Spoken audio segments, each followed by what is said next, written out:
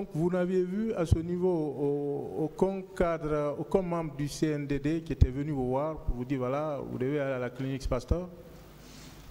Pas du tout. Et qui vous a informé que le colonel Moussa Tcheboro Camara devait être entendu dans l'après-midi du 3 décembre 2009 par la commission d'enquête nationale?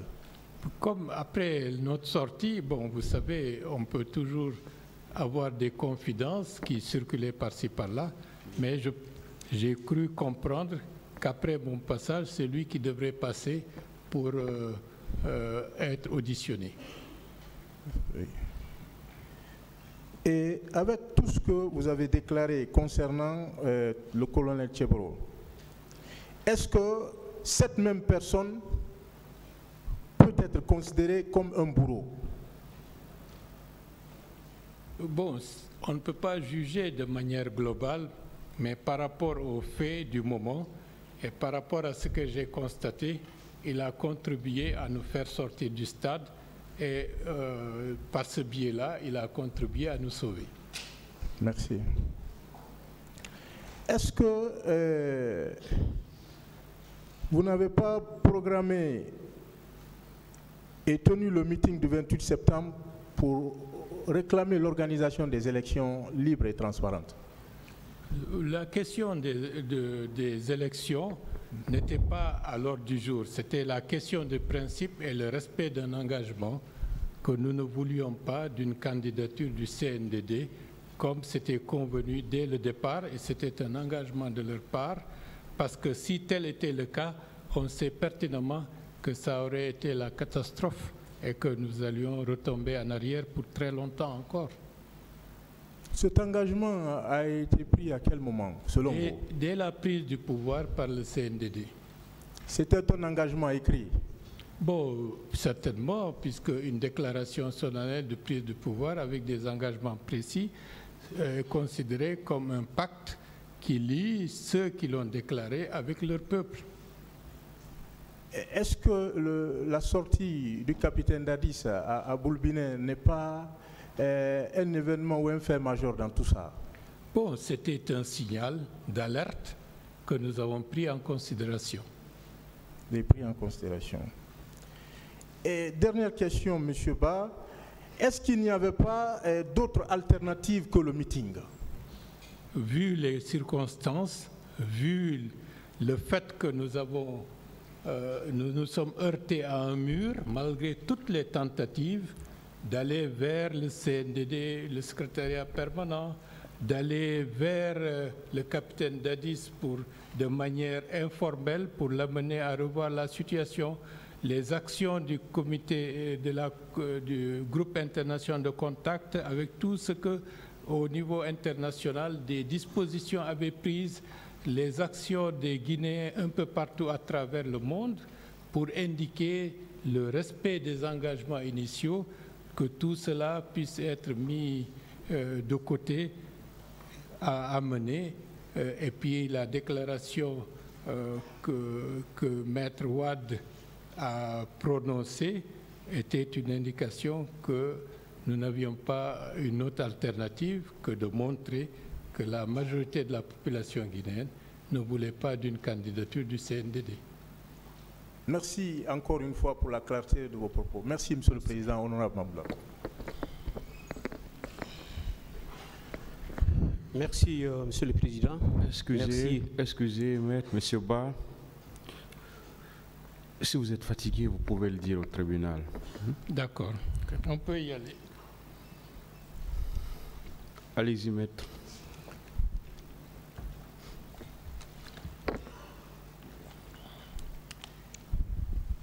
Et merci, M. Ba. Je n'en ai pas pour longtemps. Juste 3 questions de reprécision. Bien. M. Baouri, il y a un jeune qui a été touché par balle,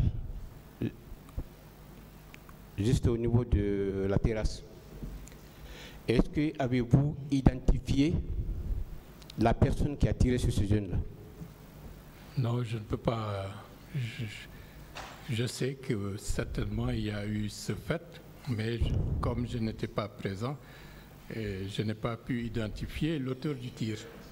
Bien, en ce moment précis, est-ce que vous étiez avec Elhadji Sello et colonel Kigoro juste au niveau de l'esplanade, ou bien vous étiez déjà au niveau de la terrasse?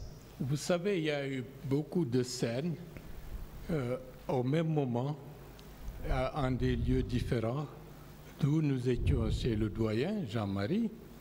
Nous avons marché avec tous les autres vers l'esplanade. Et entre-temps, il y a eu certainement des événements qui se sont déroulés au niveau de l'esplanade. Mais comme on n'était pas présent, on ne peut pas être affirmatif. Super, M. Baouri. Et je vais revenir au cas de viol. Et la femme qui a été violée, est-ce que c'était en votre présence ou bien on vous a raconté ça? J'ai vu une dame qui cherchait à cacher sa nudité et d'autres agents de force de l'ordre essayaient de la mettre nue au niveau de l'esplanade au moment où on se dirigeait vers la jupe du colonel Kiburu. Est-ce que c'était des bérets rouges ou bien la police? Bon, ce n'était pas la police, c'était des personnes qui avaient l'uniforme olive. Bon. Mais comme c'était de manière furtive, parce que je n'étais pas là-bas pour m'arrêter, identifier, mais cette scène est vivace dans ma mémoire. Bien.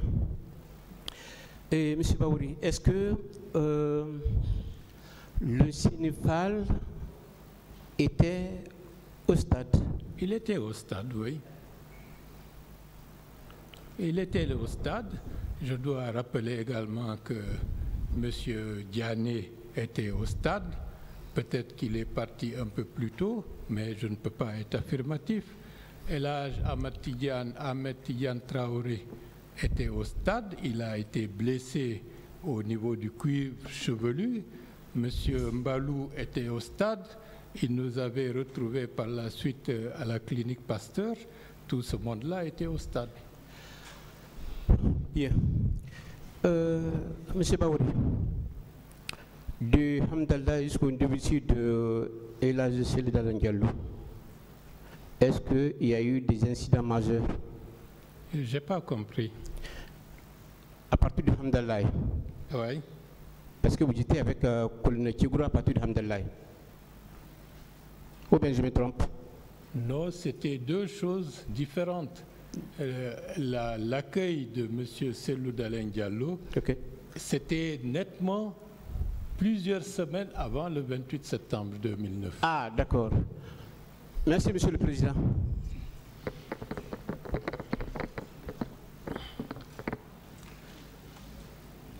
Monsieur Ba,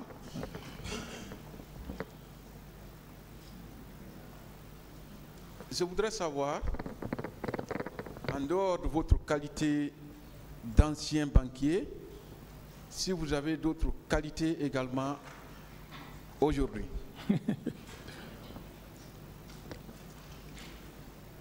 C'est difficile de répondre à la question. Est-ce que vous n'avez pas une casquette de leader politique aujourd'hui? C'est une réalité et oui, je l'assume. D'accord. Et même avant le 28 septembre, vous étiez un leader politique, oui ou non? Oui, bien sûr.